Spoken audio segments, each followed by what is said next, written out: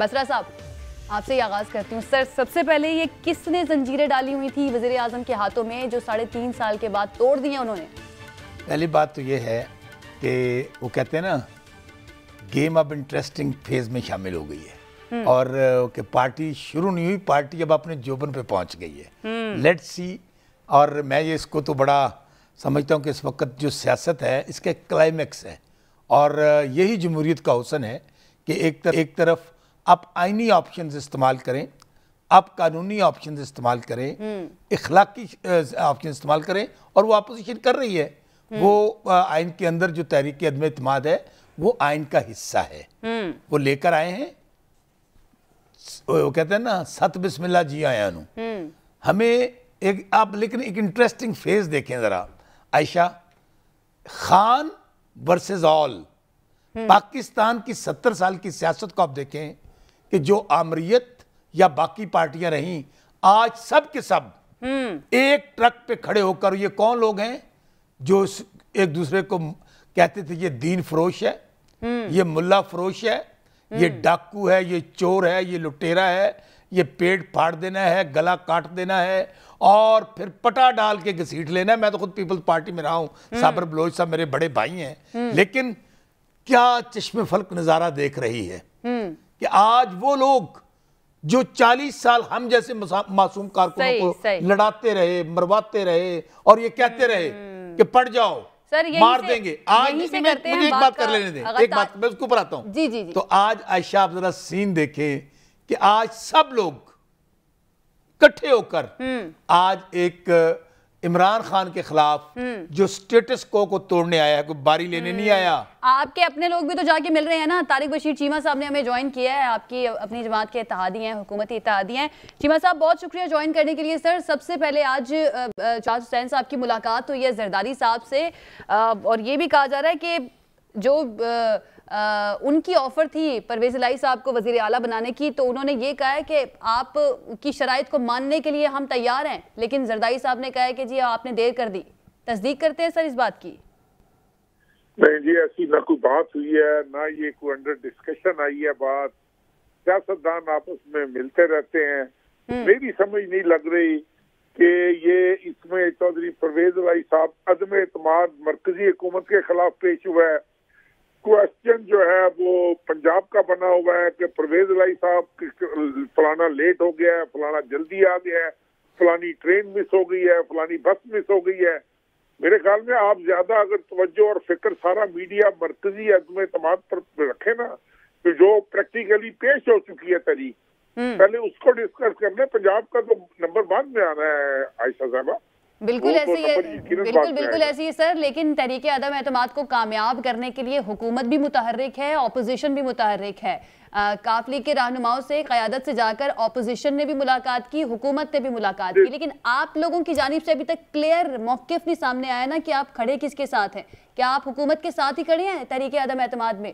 राब्ता हमारा मुनक़ता हो गया है जी तारिक बशीर चीमा साहब से। उन्होंने तो तरदीद कर दिया इस बात की कि ऐसी कोई बात नहीं हुई है। जी बसरा साहब, आप कंटिन्यू कीजिएगा। पहली बात देखें, तारिक बशीर चीमा साहब हमारे बड़े भाई हैं और एक हमारी इत्तेहादी जमात के एक बहुत ही अहम रहनुमा हैं। देखिए, मैं फिर आपको अर्ज करूं, इत्तेहाद बनते रहते हैं, इत्तेहाद टूटते रहते हैं। जलसे जुलूस, लॉन्ग मार्च, शार्ट मार्च, आप ये तो जमहूरियत का हुस्न है। अब क्यों लीग देखें, ये वो जमात है और ख़ास तौर पे अगर मैं इनके जो लीडरान हैं, तारिक बशीर चीमा साहब के वो हमारे भी बुजुर्ग हैं, चौधरी परवेज इलाही साहब हों, चौधरी शुजात साहब हों, वो बड़े सियासत में इंतहाई वज़ादार लोग हैं। उन्होंने हमेशा, मैं ये समझता हूँ कि उनकी सियासत का ये तुरा इम्तियाज़ है कि उन्होंने कभी पीठ में छुरा नहीं घोंपा। वो जो बात करते हैं डंके की चोट पे करते हैं। आप ये देख लीजिए कि 3.5 साल, पौने 4 साल को हो गए हैं, जब भी कोई मुश्किल वक्त आया है काफ लीग हमारे साथ खड़ी हुई है। लेकिन इससे ज्यादा मुश्किल वक्त तो नहीं मेरी गुजारिश सुन लें, मेरी बात मुकम्मल सुन लें।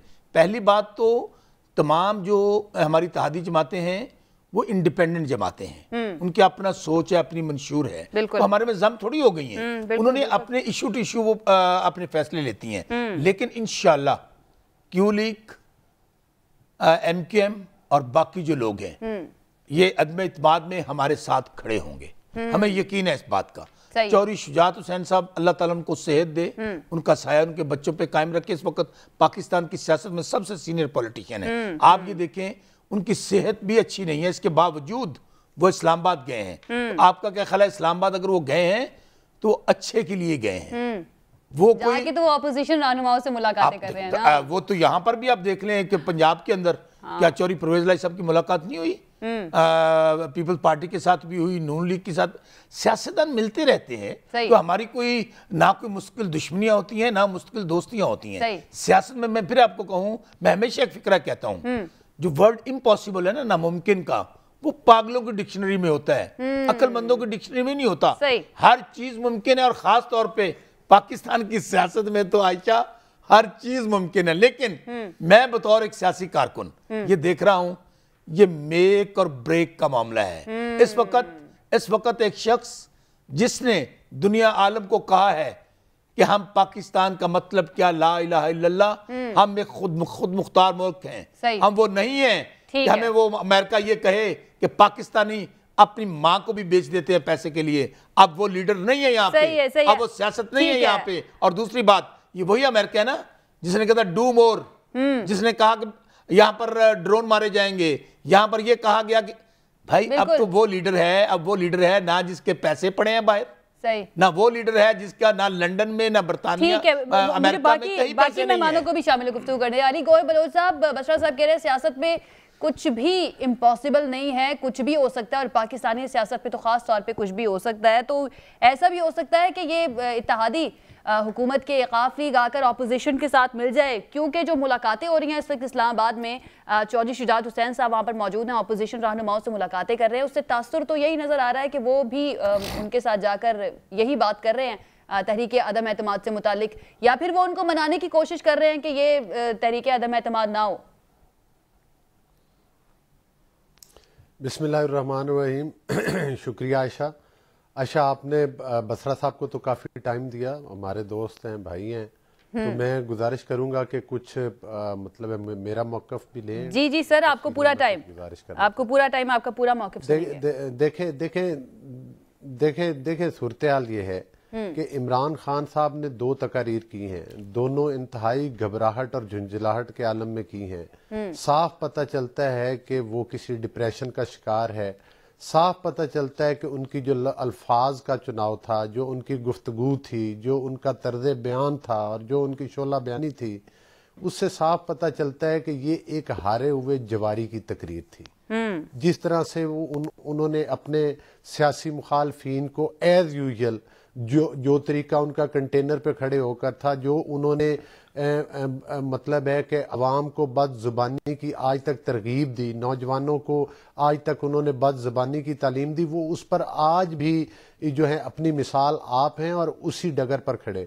देखिए, सियासत में कुछ सियासी रवायात होती हैं, कुछ अक़दार होती हैं, सियासी मुखालिफ होने एक अलग बात है, लेकिन दुश्मनी की हद तक, हसद की हद तक, बुग़्ज़ की हद तक बातें वो हों कि जिन बातों से खुशबू की बजाय बू आए, तो मैं समझता हूँ कि ये चीज़ें ऑन रिकॉर्ड रहती हैं, इनको दुरुस्त सिमत में जाना चाहिए। लेकिन बहरहाल जो आज तक अगर वज़ीर आज़म साहब ने 4.25 साल में कोई कारकर्दगी दिखाई होती, तो आज जब उनके खिलाफ अदम एतमाद आया है तो वो अवाम को वो बताते, क्योंकि 4 साल में मां सवाए उन्होंने हमारे मुल्क की मईशत को तबाह बर्बाद किया, हमारे मुल्क की सियासत में एक इंतशार बर्पा किया, हमारे मुल्क के इक़्तिदार के ऐवानों में उन्होंने जो करप्शन के नए नए रिकॉर्ड कायम किए उन्होंने और उनके हवारियों ने।